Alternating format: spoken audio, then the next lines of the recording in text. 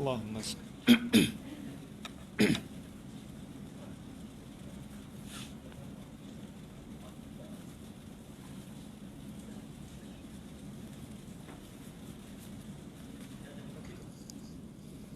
live FB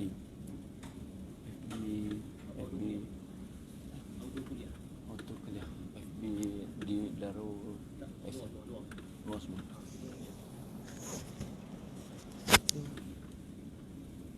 Tak apa ke hujung nanti Ustaz ada nak sebut apa ni masa tampung tahfiz di mata sana. Fa wahyikum bitahiyyatil Islam. Tahiyatan tayyibatan mubarakatan min indillah. Wassalamullahi alaikum warahmatullahi wabarakatuh. Alhamdulillah wa kafa. Wassalatu wassalamu ala rasulihil mustafa. Wa kafa billahi syahida. Allahumma inna na'udzubika minal baras. Allahumma inna na'udzubika minal junun. Allahumma inna na'udzubika minal juzam. Allahumma inna na'udzubika min sayyi'il asqam. Allahumma arzuqna as-sihhata wal afiyata was salamah. Allahumma ya dafi'al bala idfa'anna kulla bala'in wa waba' wa khususan waba' coronavirus wa COVID-19. Idfa'anna kulla bala'in wa waba'in wa khususan waba' COVID-19. Idfa'anna kulla bala'in wa waba'in wa hammin wa ghammin wa dayyikin wa shiddatin wa niqmatin wa fitnah. Amin amin ya rabbal alamin. Fa'ama ba'du. Yang berusaha seluruh hajatan kuasa surau, Tuan Imam, Tuan Bilal, Tuan Siak, AJK, abang-abang, kakak-kakak, tuan-tuan, puan-puan, saudari Suzi dan semua tetamu yang hadir. Hafizakumullah wa rahimakumullah. Ustaz doakan kalian semua hafizakumullah dijaga oleh Allah. Wa rahimakumullah dan kalian semua termasuk orang yang sedang bercakap ini. Hafizakumullah wa rahimakumullah dirahmati, dijaga, dipelihara oleh Allah semuanya insya-Allah. Amin amin amin. Lama benar kita tidak bertemu dan berjumpa hampir setengah tahun ataupun lebih. Kuliah Hana yang terakhir pada bulan Februari. Pada bulan Mac, kita telah mula PKP, sudah tidak ada kuliah. Dan pada bulan Februari pun, Ana tengok kepada jadual itu, Ana tak boleh datang, Ana bagi tahu Suzi, kerana ada mesyuarat. Jadi kuliah Hana yang terakhir ialah Januari. Ini dah bulan September. Jadi kurang lebih 7 bulan yang lalu, agak-agak ingat tak kita belajar apa dia dah setengah tahun dah. Yang ada catatan tu cuba tengok. Februari, Mac, April, Mei, Jun, Julai, Ogos. Okey, ni dah September, 7 bulan. Ingat? Kitab pun tak ada, mana boleh nak ingat. Jadi ni ada kitab depan ustaz ni. Kita belajar ketika itu punca yang pertama. Asbabul al-inhiraf wa mu'alajatu, muka surat 129. Sebab-sebab berlakunya penyelewengan anak-anak wa mu'alajatuhu ni cara ilaj, cara rawatan. Iaitulah gejala sosial, bagaimana kita nak hindarinya mengikut dimensi agama ataupun cara Islam. Pertamanya punca, lepas tu penyelesaian solusi melalui agama. Macam mana? Kita telah kupas yang pertama, iaitulah al-faqrul ladzi yukhayyimu ba'dul buyut. Kemiskinan yang menyelubungi setengah-setengah rumah. Ini punca yang pertama, iaitulah punca miskin, punca keuangan, punca duit. Dan telah kita kupas sampai Nabi menyatakan kadal fakru an yakuna kufran. Kadal fakru, hampir-hampir kefakiran, kepapaan, kemiskinan menjadikan kamu kufur. Kerana terdesak dengan duit, dengan tuntutan hidup, dengan keperluan, menyebabkan kadang-kadang boleh menjadi kufran kufur. Kufur sama ada dari sudut percakapan. Ya. Kadang-kadang mereka bercakap tanpa sedar sebab terdesak sangat tak cukup duit. Biarlah masuk neraka, puasa makan boleh. Tu contoh cakap kan. Biarlah masuk neraka pun asal boleh makan. Kan pernah orang cakap jadi kufur tahu. Bahkan kadang-kadang dia terpaksa buat perkara kufur tadi. Jadi GRO, jadi penzina, buat dosa. Kenapa? kerana hampir-hampir kepapaan, kemiskinan, kefakiran menjadikan kamu kufur. Ini telah kita kupas yang juga kelebihan orang yang fakir berbanding orang miskin dan juga kelebihan orang yang kaya berbanding dengan orang yang miskin.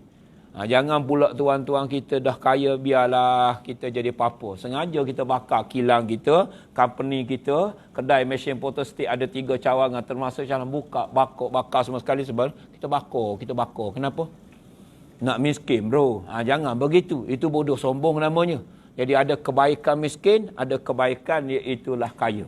Begitu juga ada keburukannya. Dari sudut kebaikannya, Nabi kata pahala orang yang miskin ini lebih daripada orang yang kaya dalam beberapa tempat.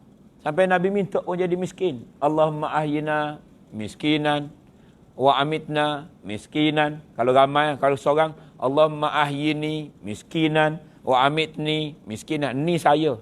Kalau ramai lah.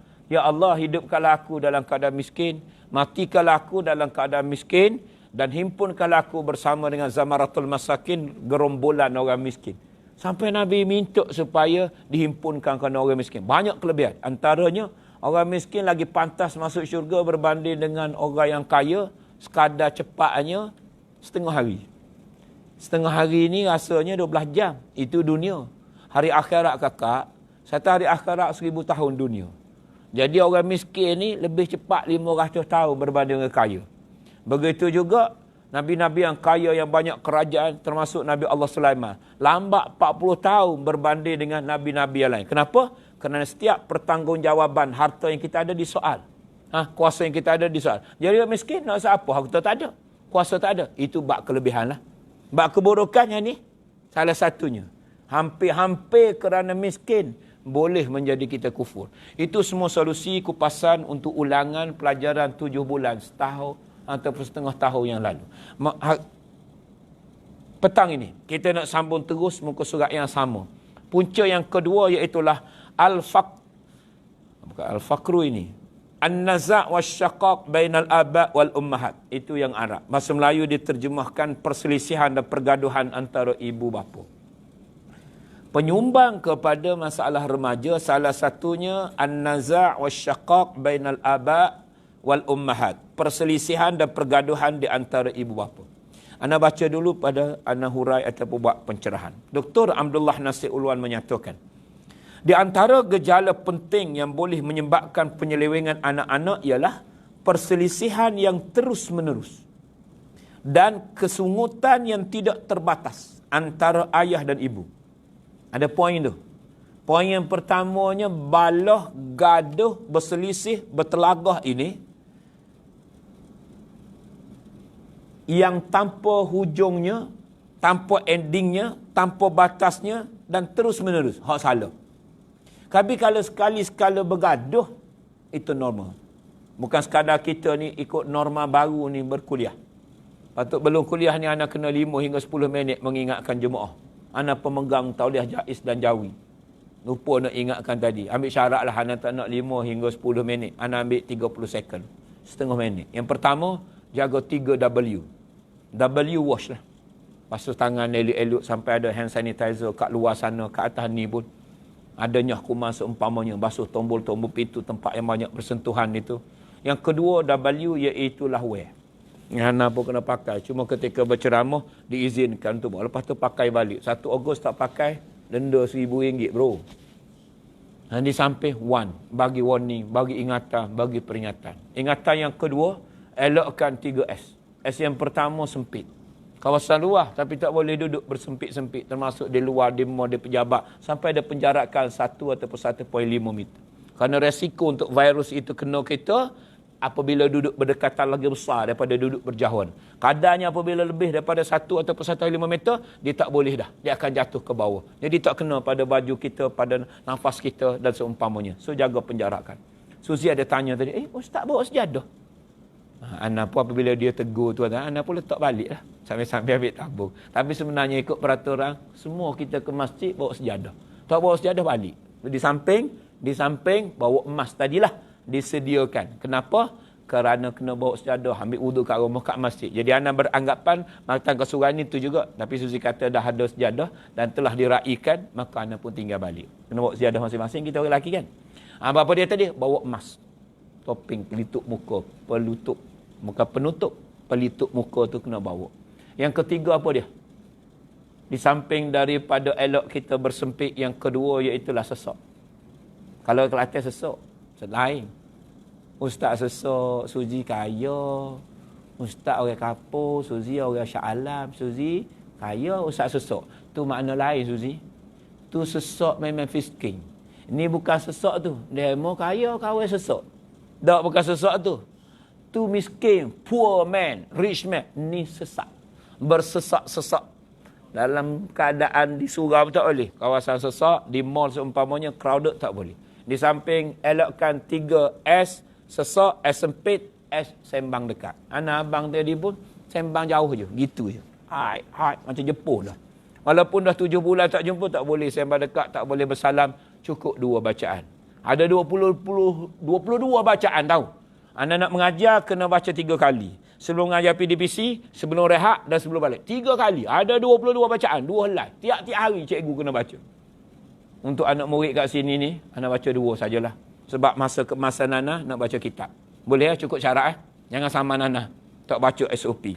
Hadirin dan juga hadirat sekalian. Bicara kita tadi pasal apa dia? Pasal bergaduh ini mungkin normal. Norma baru berkuliah pun ada. Normal. Biasa. Perkara biasa. Kecuali tuan-tuan malaikat. Selagi mana manusia tuan-tuan kadang-kadang kita bukan niat nak kecil hati, dia terkecil hatinya. Bila? Setahun sekali. Tu biasa. Tapi kalau dia kahwin sampai 49 tahun, tak pernah kecil hati, tak pernah bergaduh, anak nak tengok siapa orangnya. Cuba tanya AJK dakwah kita. Tak payah tanya lah, bukan setahun sekali, sekali seminggu. Contohlah. Maknanya kalau bergaduh sekali-sekala itu normal. Biasa bro. Hak kahwin lah. Ada kahwin biasa kan? Dia sebut sedangkan lidah lagi tergigit. Ini kan pula suami isteri. Betul? Ada lagu tu. Akak ingat melodi dia. Sedangkan lidah lagi tergigit. Ini kan pula suami isteri. Bukan saja nak gigit lidah. Kalau saja nak gigit lidah, itu penyakit sawan.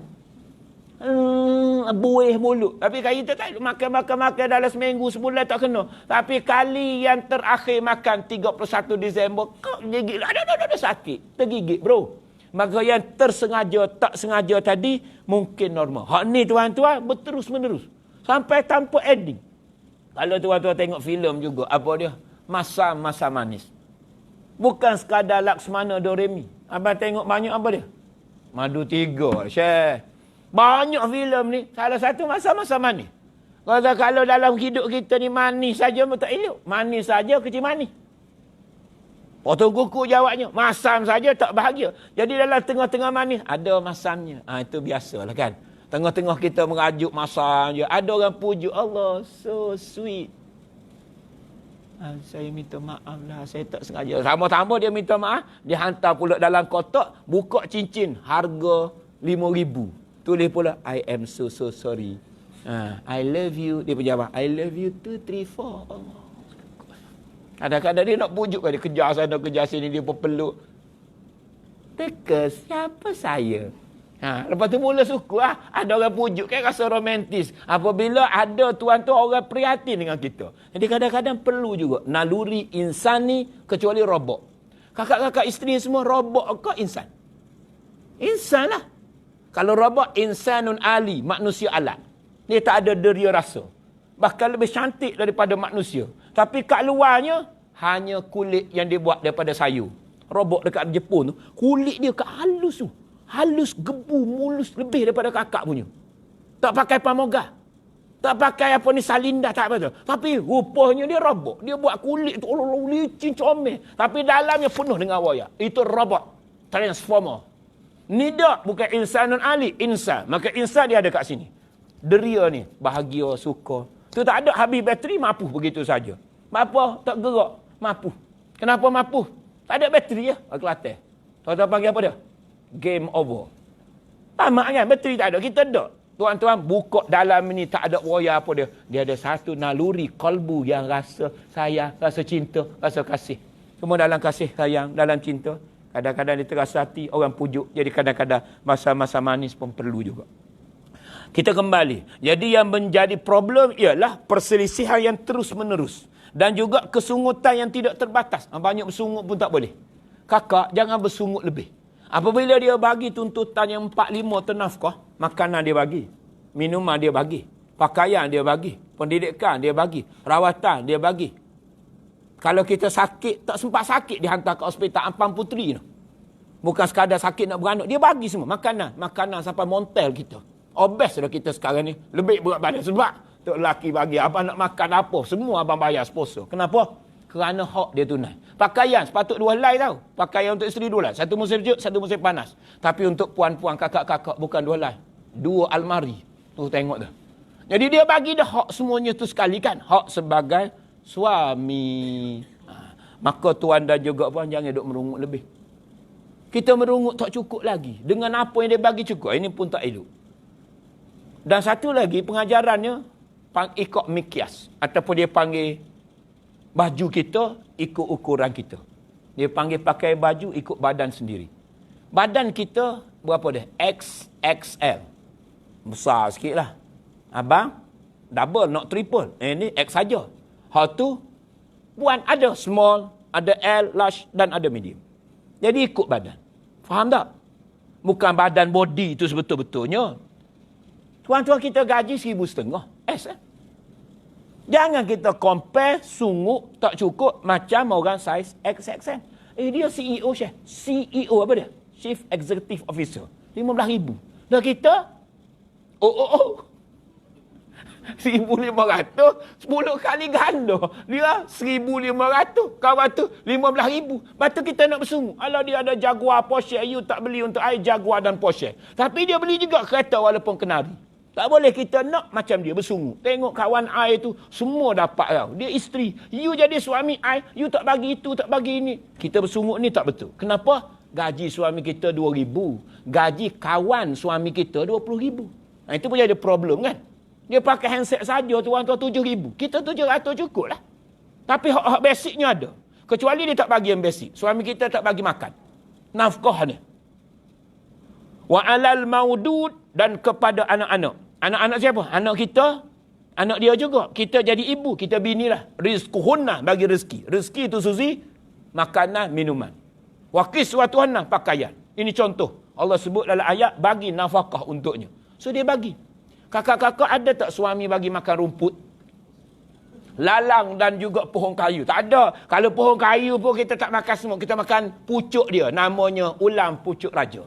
Kalau tidak, ulat terai. Tapi tumbuhan tu kita tak makan macam lembu kambing. Kerana makanan asasi kita, padi, beras, nasi. Kalau dia bagi padi pun kita tak makan. Itu bagi itik. Hak hampas, dia panggil dedok. Itik makan. Nasi, kita makan. Sebelum nasi, beras. Beras kita tak makan juga. Kau abang makan beras? Makan beras kebun perut, ketuk sama. Makan kasih mentah. Kalau dia tanya belalang. Bukan belalang. Apa dia? Makan nasi mentah. Bangau. Usah membangau lagi. Ini pun pelajaran. Usah membangau lagi. Jangan jadi macam katak. Jangan jadi macam bangau. Jangan jadi macam kerbau. Jangan jadi macam-macam. Ada 10 tu duk salahkan orang. Usah membangaukan lagi. Dalam lagu bangau bang, abang jadi macam ular. Walaupun tempat yang lain, jangan jadi ular. Mu ni bercakap belik sepuluh ular. Cakap belik sepuluh ular. Lidah bercabang. Tapi dalam bab bangau, baik ular. Kenapa? Ular ular tadi. Kenapa kau makan katak? Macam mana aku tak makan? Dia makanan aku. Dia makanan aku. Ending lagu itu. Kalau tidak sampai ke habis tak habis. Sampai ke habis pun tak habis juga. Sebab bangau kenapa kau kurus? Macam mana aku tak kurus? Dia salahkan orang. Kenapa? Ikan tak timbul. Perut aku sakit dulu ke benda? Tak ingat lagu tu. Ikan. Lepas ikan bang, dia salahkan apa dia? Rumput kan? Dah rumput salahkan kerbau. Kerbau tak makan aku. Kubak. Kenapa tak makan rumput macam mana aku nak makan? Perut aku sakit. Perut. Kenapa kau sakit macam mana aku tak sakit? Makan nasi mentah. Makan nasi juga kubak Syah Alam ni. Anak bagi tahu je mak pakai nasi tadi. Makan nasi betul. Kembuh je. Kita sendiri tak makan nasi. Kalau metah pun kembuh perut. Kubah pun perut. Kita makan nasi tak lalu. Apa? Kerah lagi berah tadi. Dia tidak jadi nasi. Kita pun tinggal separuh. Kenapa? Lauk sedap tapi nasi metah. Takut kembung. Contohlah. Ini pun ada pengajaran. Abang ambil 2 pengajaran. Usah membangunkan lagi. Jangan salah kau. You salah. AJK salah. Masjid salah. Kerajaan salah. Awak salah. DO salah. Cuba buka salah satu ni. Buka rupanya 3 salah kita. Menuding jari ke diri sendiri. InsyaAllah ada penyelesaian. Kembali kepada cerita. Dia bagi padi ke? Bagi beras ke? Bagi nasi? Bagi makan? Nasi. Cuma ikut label. Beras faizah ke? Basmati ke ikut? Tapi dia bagi. Dia bagi makanan, minuman. Kalau dekat Somalia mungkin bagi pisang. Dekat Arab mungkin bagi komhum. Makanan asasi. Boleh? Jadi jangan bersungut lebih. Sungut lebih ni tak selesai. Kalau kita dapat 15,000 macam kawan kita, tak cukup lagi. Ya, kita dah tukar daripada kata kenari, level Azia, ataupun Wira, Wajah. Tukar naik macam kawan kita. Naik apa dia? Naik Honda Accord 2.4. Lepas tu dia tukar benda lain pula. Hak kawan kita tu dia main naik-naik pangkat. Dia pakai Lamborghini. Abang Syahrul dia. Apa ada Lamborghini kat rumah? Ada. Ada satu. Sama dengan ustaz. Tapi itu bukan Lamborghini. Lamborghini. Lamborghini betul-betul tu. Porsche Jaguar confirm tak ada. Anak pun tak ada. Tiba-tiba kita nak compare dengan dia. 2.5 juta. 3-4 juta. Kita hak 177,000 pun tak bayar. 2,000 sebulan. Tuan-tuan nak bagi tahunya apa dia? Takkan cukup makin tinggi kita bersungut. Jadi endingnya minta cerah. Hadirin sidang jemaah, anak nak sebut bersungut ni kadang-kadang bawa problem. Satu ketika Nabi Allah Ibrahim pergi tanya isteri Nabi Allah Ismail. Cerita panjang. Tapi Ustaz cedok sebahagian apabila duduk di satu lembah yang kering kontang gersam bersama dengan ibunya. Kemudian tempat itu makmur. Kenapa? Kerana datang kafilah dagang yang datang untuk menumpang mindu air zam-zam yang asalnya orang tak tahu. Ada 2 beranak saja. Tapi burung dia terbang dia nampak mana kawasan air. Jadi kafilah tengok mana burung tua itu ada sumber air. Petua di padang pasir. Mereka pergi betul ada sedana air. Mereka nak tumpah duduk seminggu, sepurnama, sebulan akhir sekali. Penduduk ramai. Bukan 2 sekarang ini. Hampir 3 hingga 4-5 juta setiap kali musim haji. Perhimpunan raksasa di Saudi Arabia dibakar ketika itu. Cerita saya ambil sikit saja. Apabila sepanjang cerita kahwinlah Nabi Allah Ismail dengan suku Jurhum. Imra'atun seorang perempuan. Ringkas cerita, ayah Ibrahim mari dia tanya, bagaimana kehidupan kamu dengan Ismail? Ini banyak bersungut. Ayah tanya bagaimana kehidupan kamu dengan Ismail? 5 patah. Bini jawab 50 patah. Tok tua mari tanya sepatah, kita jawab 10 patah. Beringat. Kadang-kadang ayah sekadar nak tahu je.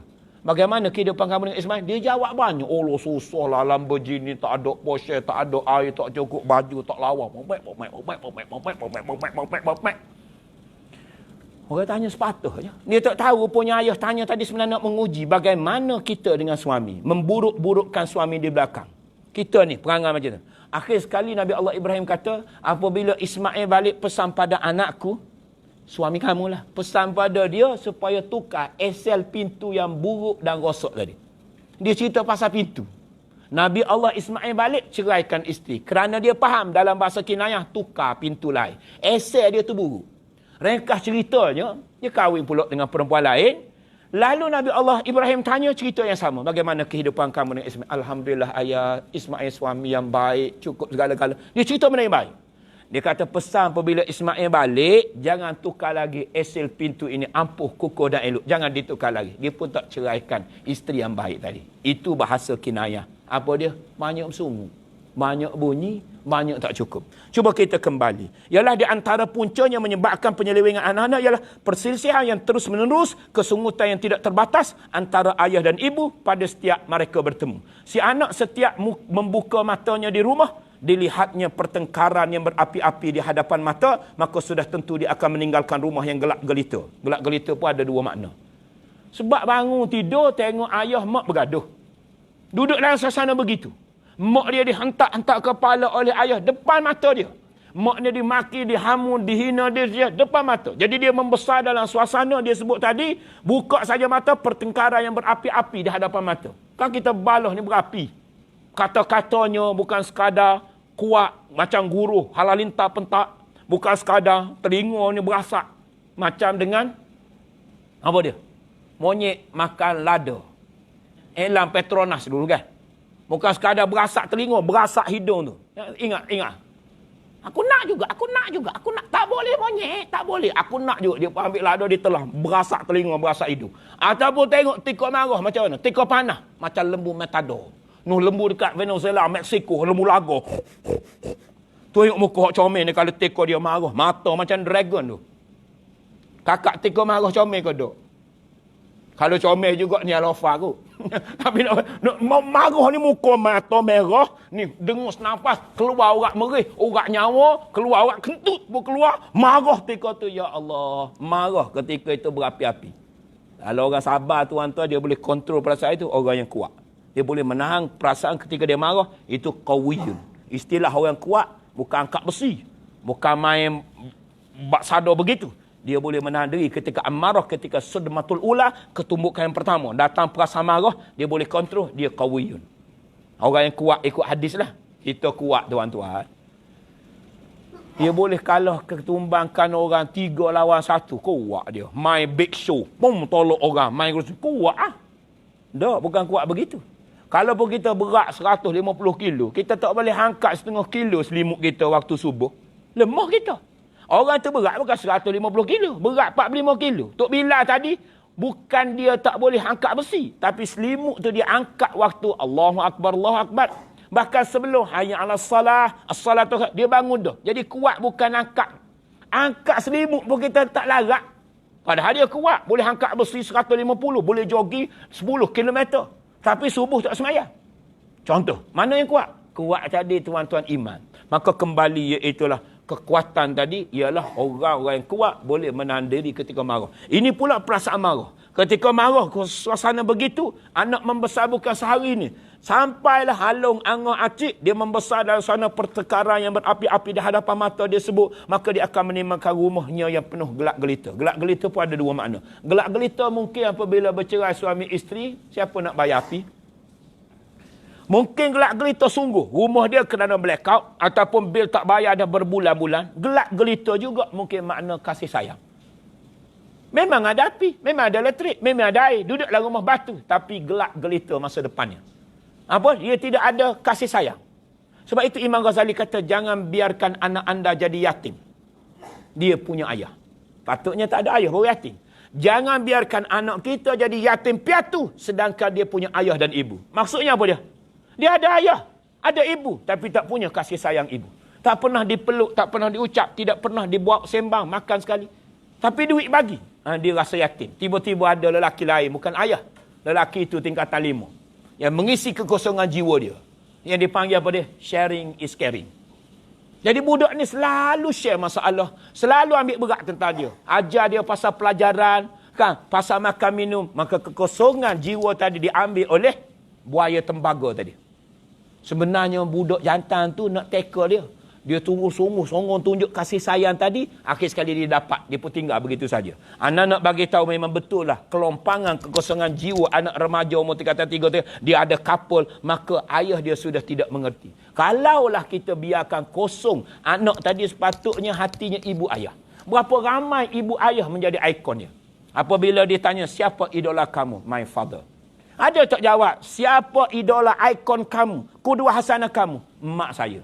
Tak, dia akan jawab artis K-pop. Blackpink dia akan jawab. Linkin Park, Scorpion. Dia jawab artis lah. Siapa dia? Dia akan sebutlah mana-mana. Ayah, ayah saya tak semayang Ustaz. Sejak saya besar tak pernah tengok dia semayang. Macam mana qudwah hasanah macam tu? Rumah saya sejadah pun tak ada. Kalau anak jawab begitu, berat kita bapak. Kalau bapak begitu tuan-tuan, bahasa kasar dia tak panggil bapak. Kepala bapak dia panggil. Bukan bapak misali ni. Nak contoh, jarang. Jadi anak kembali. Iaitulah betapa anak tadi, dia tidak ada kasih sayang bapa. Tidak sadar gelak gelita dari kasih sayang ibu. Nanti kita kupas kemudian bagaimana nak wujudkan suasana kasih sayang di rumah. Dia panggil baiti jannati, rumahku syurgaku. Bukan duduk dalam rumah dia tengok muka kita macam muka singa. Kita tengok muka dia, suami tengok muka isteri macam muka tenuk. Lagi baik tengok muka dinding daripada tengok muka awak. Dia lontarkan suara. Sebab muka sudah tidak ada seri. Balah, muka tengok, buka mata bertekaran. Anak pun sama, ayah pun sama. Timbul kebencian. Walau dalam rumah, boleh wujudkan rumahku, syurgaku. Rumah yang sakinah. Nanti kita kupas kemudian. Antara budayanya, hidupkan solat berjemaah. Biar kita ni jadi imam. Bagaimana mungkin kita baca surah Yasin, kita doa tahlil, kita bagi tazkirah, kita pimpin tuan-tuan. Mana mungkin tuan-tuan kalau suami begitu, dia nak melawan kita. Akan timbul rasa hormat. Hebat tok lelaki aku. Suara waktu PKP Terawih hari tu kalah Syekh Abdul Rahman Al-Uzaifi. Sedap rupanya. Contoh tuan-tuan. Allah dia baca Yasin. Kalah Syekh Jibril. Timbul rasa hormat. Dah kita ikrar satu pun tak tolong. Contoh tadi kan. Jadi awak dia memperlekehkan kita. Tapi kalau kita wujudkan suasana bukan sekadar makan, berjemaah, bersalaman. Itu tuan-tuan suasana wujud baiti jannati. Ada 5 minit mutaakhir ini. Kita luar sikit. Sebab kat sini pun huraian selari. Untuk cara Islam dengan prinsipnya yang penuh kebijaksanaan telah menggariskan bagi sepeminang itu solusi untuk menyelesaikan perselisihan dan pergaduhan. Nanti anak akan sambung kemudian. Yang tak ada dalam buku anak sebut beberapa pantang larang. Ataupun dia panggil ayat-ayat sensitif. Ketika kita bergaduh ni. Mana mungkin kita tak bergaduh kan? Sekali-sekala adalah. Maka ketika bergaduh itu ada beberapa pantang larang. Ketika kita bergaduh yang pertama disebut oleh para kaunselor dan juga pemikir-pemikir khususnya dari sudut kekeluargaan. Yang pertama, jangan menyebut dan melibatkan ibu bapa dia. Khusus ketika kita bergaduh, jangan menyebut yang melibatkan ibu bapanya. Yang kita bergaduh dengan pasangan kita, bukan mak bapak dia. Mak bapak doakan semoga alun bahagia dengan menantu abah. Baik-baik saja. Tapi apabila kita bergaduh, kita sebut pasal maknya. Contoh ayat. Menyesal aku terima pinangan mak ayah hang dahulu. Orang Kedah kot hang ni. Di samping orang Melaka pun hang juga sebab ada 5. Hang tua, hang jebak, hang lekir, hang kasturi, hang lekiu. Tapi biasanya ke Kedah, hang ni kat Melaka. Di samping hak Kedahnya, hang pi mana, hang pi mana, hang pi mana. Lagu apa dia Abang Syarul? Khalifah ke apa mana? Hang pi mana. Macam tak ada. Okey, dialek saja. Aku menyesal menerima pindangan mak hang dahulu. Nyesal aku neko dengan makmu dulu terima. Kalau tidak aku tak terima. Dah tahu peranganmu macam ni buruk. Dah lah mak ayah buruk. Keturunan tak elok. Allah. Kita gaduh dengan dia, kita ukit mak ayah. Sensitif bro. Ataupun mak dengan anak sama saja perangainya. Walau kita nak marah pada dia, kita bangkit mak ayah. Ketika kita marah cukup sensitif. Ketika kita biasa pun kita ada masalah kan? Ketika kita normal biasa, kita gurau-gurau. Just kidding. Ada masalah. Tapi ketika dia marah, kita baran, kita sebut cukup sensitif. Yang kedua, jangan sesekali mengungkit setiap pemberian yang kita berikan. Waktu ulang tahun perkahwinan, waktu hari lahir, dia tak minta. Tapi kerana kita syukur dia lahirkan anak kita ada 3 orang, kita pun buat surprise habis, bukan sikit, dekat 5-6 ribu. Kan? Tapi ketika kita bergaduh, kita ungkit balik. Ini sensitif. Jangan sesekali kita mengungkit setiap pemberian yang kita berikan. Contoh hayat. Contoh hayat dia kata apa dia? Saya belikan baju baru yang mahal dulu, itu pun tak reti nak jaga ke?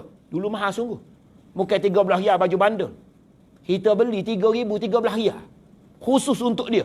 Ketika gaduh, kita ulang balik. Sensitif. Dia pun cari duk mana baju tu, duk mana. Jumpa tu atau dia hempak atas kepala kita. Ambillah baju awak. Saya pun tak nak. Kenapa? Ketika bergaduh. Yang kedua contoh. Tak kenal budi. Orang dah tolong banyak pun masih membebel lagi. Hak kita tolong dia tu. Tolong mak bapak dia, kau tolong dia. Kita ungkit balik. Saya dah tolong awak. Kalau saya tak tolong awak di jalanan, nasib baiklah awak jadi.